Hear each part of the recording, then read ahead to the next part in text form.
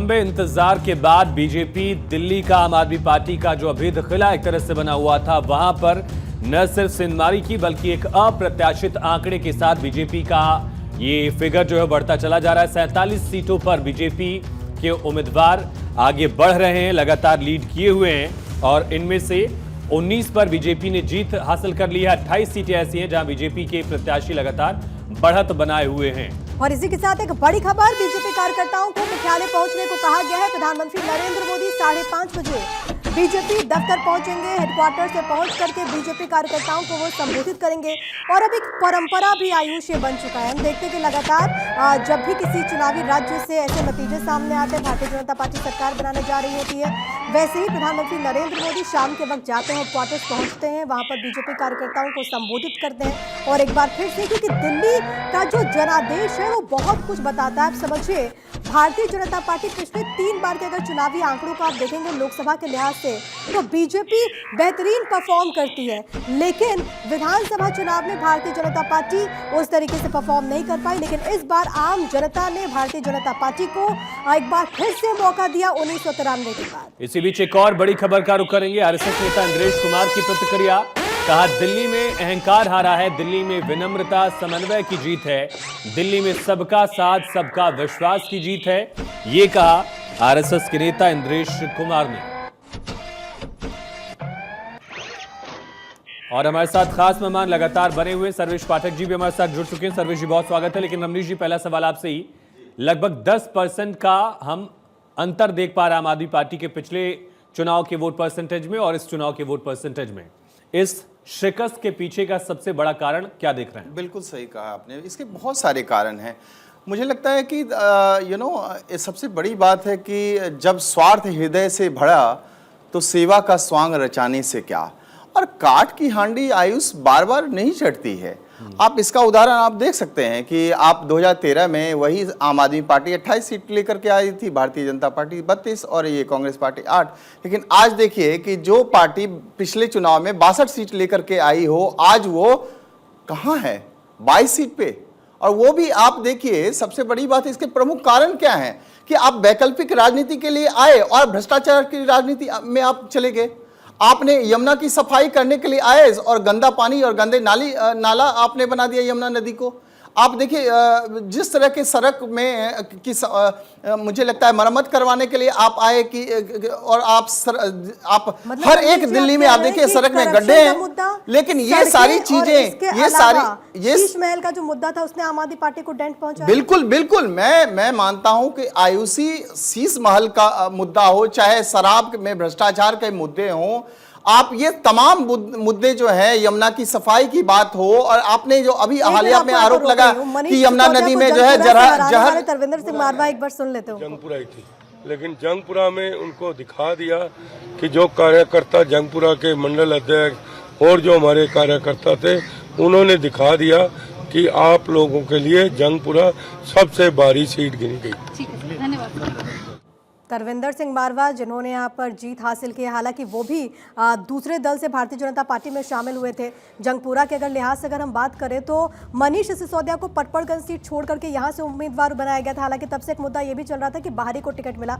रमनीश जी, जल्दी से अपनी बात आप पूरी कर था कि देखिए इन तमाम मुद्दे जो लेकर के आए थे अरविंद केजरीवाल जी, उनके लिए वो पूरी तरह से विफल रहे, नाकाफी रहे। इसका परिणाम आज हम सीटों के रूप में देख रहे हैं। शिक्षा मॉडल को उन्होंने सबसे बड़ा मॉडल बताया, स्वास्थ्य मॉडल को उन्होंने सबसे बड़ा मॉडल बताया।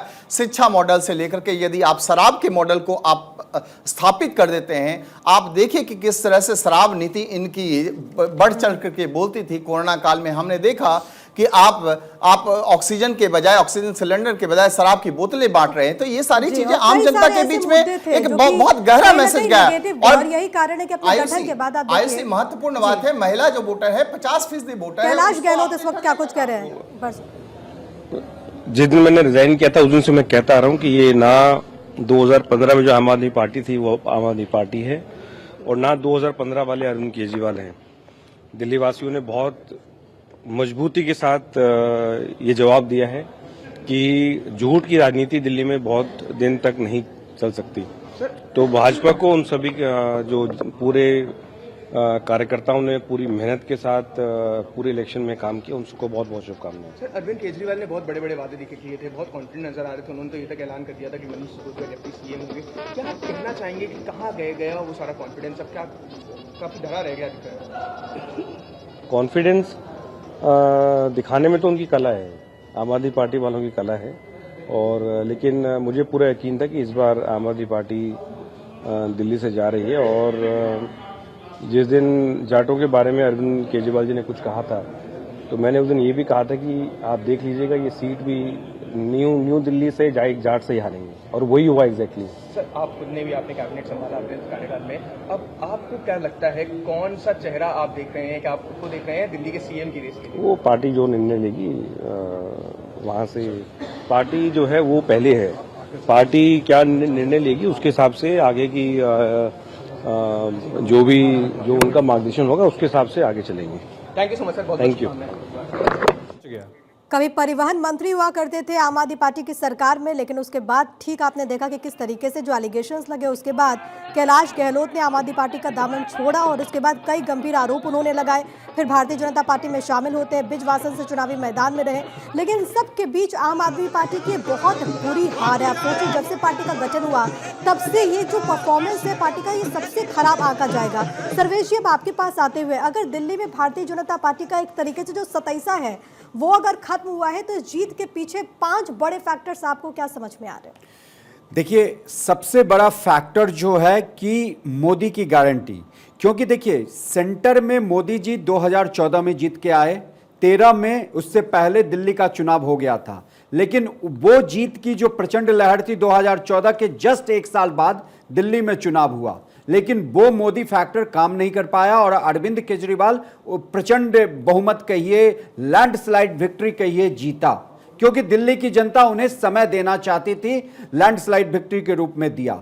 दूसरा जो सबसे बड़ा चीज था कि ये काम मुझे एलजी नहीं करने दे रहा है तो सेंटर नहीं करने दे रहा है। देखिए, वाजपेयी जी सेंटर में थे और कांग्रेस में शीला दीक्षित जी की सरकार थी दिल्ली में, और बड़े स्मूथ तरीके से शीला दीक्षित जी की जो भी काम था उन्होंने करवाया और आराम से सरकार चला, वो भी एक अच्छा उदाहरण था। लेकिन अरविंद केजरीवाल का ये 10 साल का जो था, आप देख लेंगे, 5 साल तो मोदी जी को गाली में देने में चला गया। फिर 2019 में जब 7 लोकसभा सीट वापस आ रहे, तब से उन्होंने बंद कर दिया मोदी जी को डायरेक्ट टारगेट करना। उसके बाद पुनः उन्होंने जीता, लेकिन फिर आप देख लीजिए कि क्या दौर चलता है। तीसरा जो सबसे बड़ा फैक्टर था प्रिया, कि उन्होंने 30 लाख महिलाओं का रजिस्ट्रेशन भी करवा लिया था, और वो जो बात चली थी 2100 रुपया देने का, लेकिन उनको सबको ये पता था कि भैया जब आप 1000 रुपया की घोषणा कर दिए थे, 6 महीने 7 महीने उस समय था, आपने दिया नहीं, पंजाब में दिया नहीं। और हवा पानी जो होता है ना, आप कहते हो कि हमने पानी फ्री कर दिया, लेकिन एक बेसिक जो चीज है पानी, वो आप गंदा 10 साल में कैसे कर दिए? जब शीला दीक्षित जी के समय में वही स्वच्छ पानी आ रहा था, तो 10 सालों में आपने गंदा क्यों दिल्ली वाले को पानी पिलाया?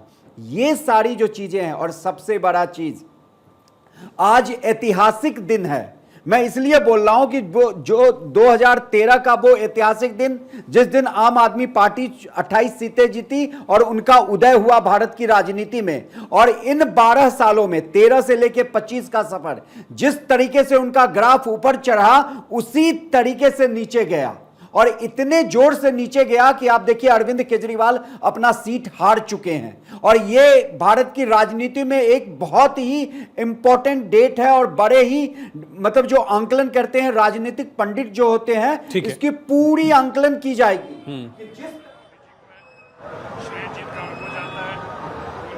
प्रयास और उनका ये कमिटमेंट दिल्ली के लोगों के साथ, जो दिल्ली सरकार चलाने में भी अपना समय देंगे, इसी कारण लोगों ने उनको ये बहुत बड़ा मैंडेट दिया, इतना बड़ा मैंडेट जिसकी कभी कल्पना नहीं की जा सकती थी।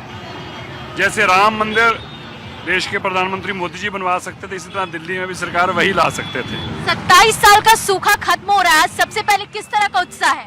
देखिए, सूखा तो क्या था, बदमाश ही था, हम तो बाहर ही थे, एमएलए बन के आते थे, कुछ काम कर नहीं पाते थे, फिर वापस चले जाते थे। तो मुझे लगता है दिल्ली के लिए एक बहुत खुशी की लहर है। जैसे 140 साल बाद कुंभ का मेला आया है, इसी तरह 27 साल बाद दिल्ली के अंदर भी भाजपा जरा खुशियां लेके आई लोगों के लिए। अब ये बताइए कि आगे आने वाले समय में क्या कुछ करने वाले हैं? जनता को अब इसी का इंतजार है। खुली हवा में क्या, अब अच्छी सांस? खुली हवा में सांस, साफ पानी, साफ यमुना जी, टूटी सड़कें ठीक हो जाएं। दिल्ली का इंफ्रास्ट्रक्चर बहुत इंपॉर्टेंट है, तबाह हो चुकी है दिल्ली, बहुत मेहनत करनी पड़ेगी।